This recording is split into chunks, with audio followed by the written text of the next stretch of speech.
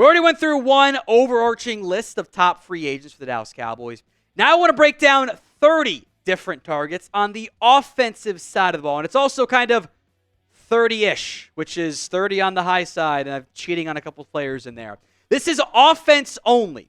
If you want defensive draft targets, share the video for me. Twitter, or I guess X, Instagram, Facebook, whatever. Share today's video if you want a breakdown of the defensive targets.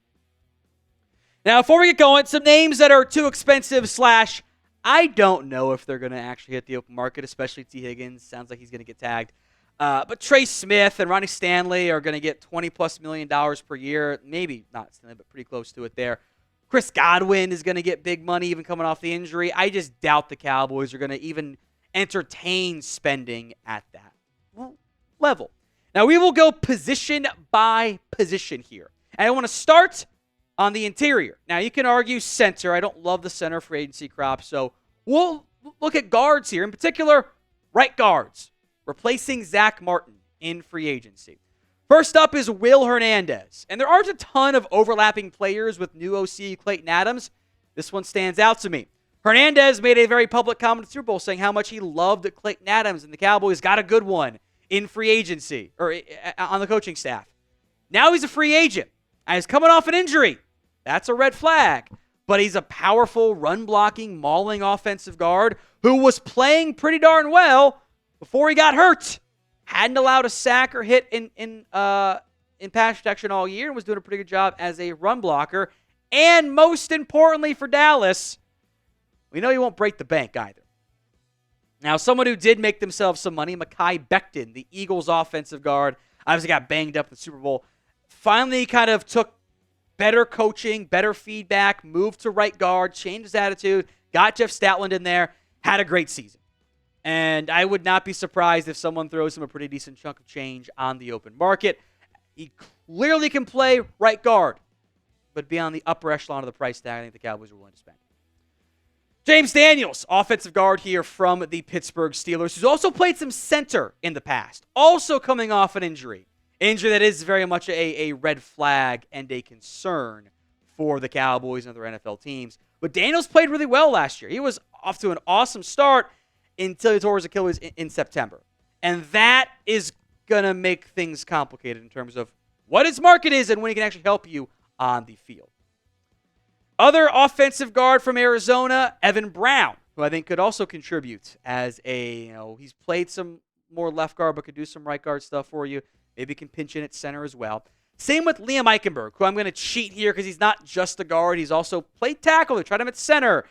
Second-round pick, high draft-level impacts, or investment, I should say. Impact has not been particularly good from Liam Eichenberg. 53.1 overall PFF grade.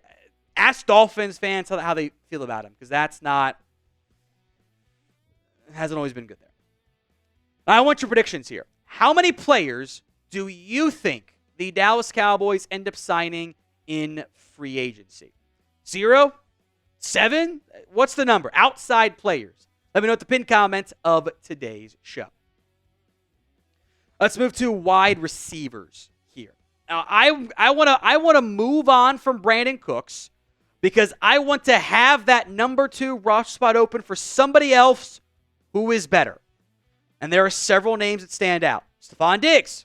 We've talked about him. We'll probably keep talking about him. It's Trayvon Diggs' brother. He's got talent. He's coming off an injury. All those years of rumors have never made more sense probably than right now. Because he can come in, he can help you out. As long as he is willing to be a number 2, the contract cost might actually be affordable for the Dallas Cowboys. A name that once wanted to be a Cowboy. He changed his tune later, but he wanted to be a member of the Cowboys organization. Didn't work out at the time. Goes to Tennessee. It's DeAndre Hopkins. Then played for the Chiefs this past year. Had a brutal drop at the Super Bowl that was so unlike Hopkins' play. It was kind of shocking overall. Injuries, availability have also been a concern. That's a common theme for all these guys because, again, you ain't getting T. Higgins. Amari Cooper is next up. Could you do the reunion path? Maybe. Maybe not in the end. Amari is very much declined the past couple seasons. That is undoubtedly true. I think he can still help you as a number 2 wide receiver, though. And that's all. I'm not trying to sign and spend the cost of a wide receiver 1. But I am trying to make my receiver 2 spot better. Big question for Amari. How's that relationship between him and the Cowboys? We'll see what ends up happening with Marquise Brown, the Chiefs wide receiver here. I like him. I think that there is a role that he can contribute and impact this organization and benefit as a speedy outside receiver who basically, did not play at all this past year. He played very, very limited amounts down the stretch, but he was not as dynamic, impactful, or the guy I thought he could be earlier in his career. But he fits that speedy outside threat the Cowboys don't really have. A cheaper version of that is Darius Slayton, the Giants wide receiver, who's put up 700-plus yards 2 seasons with bad quarterback play. 500, almost 600-plus last year. He fits that vertical, speedy archetype. You don't have that. That makes him not a home run receiver 2, but can at least fit a mold if you don't feel good about being able to get some of your other options out there. Now, how do you think the Cowboys should get wide receiver help? D for the draft, T for the trade market, or F for free agency? Some other cheaper wide receiver options who they may or may not be number 2s here. Elijah Moore, who has been up and down at best over the course of his career, had some drop issues the past 2 seasons, offers some fun, gadgety stuff at slot receiver. My issue with Elijah Moore is he's bigger, but I think what you want to do with Kevontae Turpin probably has some overlap there. Some of you, justifiably, will not like this one. But Noah Brown is worth mentioning here. This is just an upgraded version of Jalen Brooks. He's kind of been the same-ish guy the past couple of seasons. Was super impactful in smaller sample size in 2023. Fewer games played, got more targets per game there. Also kind of regressed this past year, has been unable to stay healthy. If the Cowboys want someone who will block a bit as a receiver too, Noah Brown still fits that. I also will never forgive him for the drop against the Jags. Am I wrong for that? Probably, but that's just stuck in my mind. The Cowboys had interest last year in Zay Jones. Zay Jones did squat this past year. 8 catches, 84 yards, but knows the Clayton Adams, what he likes to do a bit on offense. So I'll mention him, but again, I'm including some of these names that go, okay, but why? Because that's how the Cowboys operate, right? Let's get some veteran receiver 2s, who I think are probably more receiver 3s or 4s. But if you want someone who's going to help you block more, which seems to be a factor for the Cowboys, Robert Woods stands out. He's had a long, long NFL career. You guys know that? He entered the NFL a very long time ago and has continuously found a way to carve out roles. The issue is Bobby Trees is set to turn 33 years old this year. He's spent 12 years already in the NFL, and he's had less than 600 yards each of the past 4 seasons. I don't know how much upside you're getting. Also is Mack Hollins, Bills wide receiver. Again, I'm fitting some roles here with Brown and Woods and Hollins. Big guys, they'll block for you. Now, Mack Hollins is a how do I put this delicately? Not a high-end impact receiver, but he does the dirty work for you. And he's got some size and vertical ability, but he's never going to be like, yeah, don't worry, we got receiver 2 locked up. We got Mack Hollins. No one ever feels like that. But he does help out a team. It's just a matter of how much you want to pay that. Again, it's what you were hoping to get more out of Jalen Brooks the past few seasons. Today's show is made possible by Prize Picks. It is the best place to get real money sports action. With over 10 million members and billions of dollars in awarded winnings, Prize Picks has made daily fantasy sports accessible to all. You pick more or less on at least 2 players for a shot to win up to 1,000 times your cash. Run your game all season long on Prize Picks. They invented the flex play, which means you can still cash out if your lineup is not perfect. You can double your money even if one of your picks doesn't hit. For example, the baseball Prize Pick slate, our guy Jack Lauder-Ray cooked up here at Chat Sports. Homer pick with Durant more than homers. But I like going more thans for season-long stuff because they're healthy. They're going to end up hitting. Prize Picks available in 30 states, including California, Texas, Georgia, and Florida. Download the app today and use code CLNS to get $50 instantly after you play your first $5 lineup. That's prizepicks.com/CLNS and use code CLNS to get $50 instantly after you play that first $5 lineup. Let's go to running backs here. You got very little right now under contract. Rico Dowdle's there, is a free agent. And that's what I'm really looking at here. How do you replace, if you lose him or try to upgrade over him, Rico Dowdle? Let's break down the names. Aaron Jones, who I would have loved to have gotten last year, and the Cowboys never really made a push for him. There has been some hints of decline. The yards per carry have dropped. Some of the big plays have gone down. Aaron Jones is very much getting up there in age. I do wonder just how much more juice he has left in the tank at this point. He's going to be 31 years old, but he hasn't fallen off a cliff yet, which makes it somewhat interesting. Najee Harris, the Steelers running back here, he is a 4-yard per carry back. We have 4 years of Najee Harris getting 4 yards per carry, 4.1 yards per carry, 3.8, 3.9. Maybe the offensive infrastructure wasn't good enough for him, but Najee Harris this is who he is. He can handle a workload, but he's going to leave you wanting more in terms of efficiency. If he's cheap, yes. I don't think he wants to be cheap, though. He's kind of made comments saying he wants to get paid. J.K. Dobbins, who we all spent a lot of time on last offseason trying to get to Dallas. At least some of us did. Almost at 1,000 yards on less than 200 carries. Again, good efficiency. Not as good as the 6.0 yard per carry guy that's prime in Baltimore. Injuries are a red flag. But given the depth of the running back draft class, 1-year deals might be the going rate for backs this upcoming offseason. A.J. Dillon, who, remember last year when the Cowboys were like not doing anything for agency and the report was, don't worry, guys, they're looking at A.J. Dillon. Guys, do you remember that, Chris? I do. Pissed me off. Yeah, Dillon didn't play basically last year. Was hurt, and now he's got like 2 to 3 years removed from his last good season. You want a big bruising back? Sure. I'm not paying him more than the vet minimum. Nick Chubb, the Browns running back. And I am very curious just what the market ends up looking like for Nick Chubb. The reality was, when healthy, this was one of the best backs in football. Remarkably efficient on a high workload. Last year, it was bad.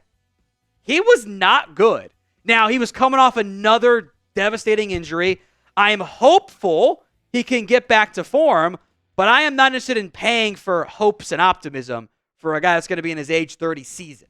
So if he comes, it's got to be a vet minimum. Again, much like a lot of these backs on the list, I'm going to look for other backs in the draft as well. Javonte Williams. Again, there's a common thread of hurt guys on this list. That was Javonte. He looked promising his first 2 years. He hasn't been the same since that injury. His production has dropped off. He offers some third down pass catching. A lot of these guys, you're hoping that you can fix them.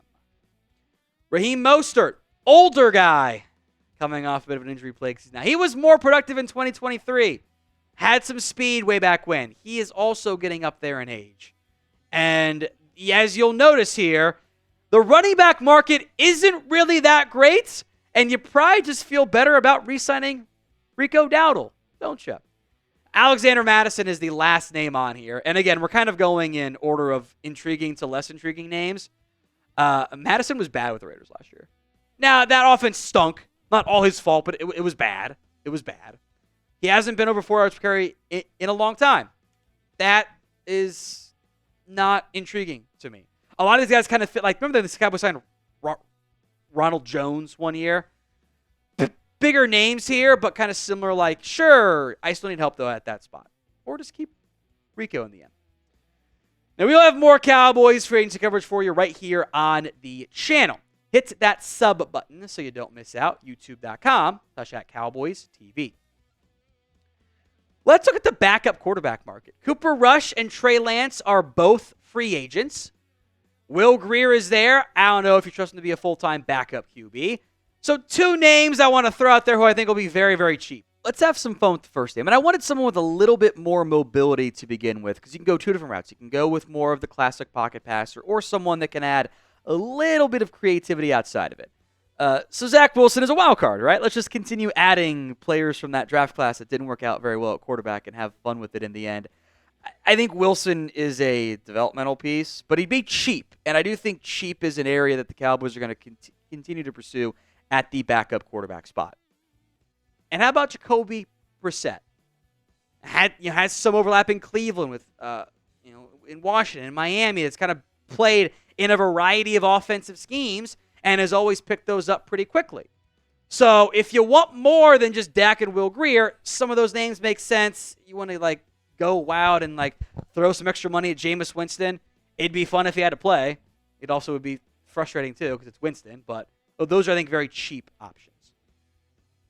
Let's go to offensive tackle here. And Tyron Smith might retire. I would not be surprised by that. And I'll claim victory if he signs a one-day contract to retire as a Cowboy. He was still playing okay before he got hurt again this past season. And if you want a veteran offensive tackle that's cheap, he could be one of the better ones. If he doesn't retire, I suspect he might. So would you bring back Tyron Smith? Y for yes, N for no. Let me know in the comments section of today's show. I'll make note. I'm looking at options under the assumption of they don't cut Terrence Steele. If they cut Terrence Steele, let's revisit all of this because that changes your money and changes your need.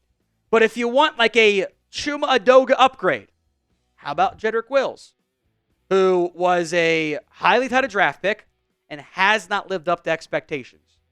Maybe you try him on the right side, let him develop there a little bit. He has been disappointing in Cleveland, coming off injuries again. Injuries are a red flag, but if you're paying cheap money for an offensive lineman, you're going to have a big issue with somebody in that capacity. Let's go back-to-back here on these Cardinals offensive linemen. Kelvin Beachum and Jackson Barton. I put them on here because they played with Clayton Adams. I don't want to do any more Chuma Adoga nonsense. Beachum has been a long-time NFL player. I think as a swing tackle. Now, maybe they trust Awesome Richards for that role, but Beachum could be an option. Jackson Barton is much younger, too, and much taller at 6'7", 302. Very different size frames involved there. Didn't play a lot, but showed some flash. And I suspect that Patrick Mekhi might be a little bit too expensive for the Cowboys. But he has been a versatile as all get it off the line. He's played every spot on the offensive line. Can be your superstar, super sub, and that means someone will probably pay him a little bit more than what Dallas is open to. One spot I did not mention is tight end. And I've got 5 guys under contract, 3 guys that were on my active roster for the entire season pretty much, and then one guy who played a bit with Princeton Fant. I don't think they're going to spend much money at that spot, outside of maybe a pure special teams guy.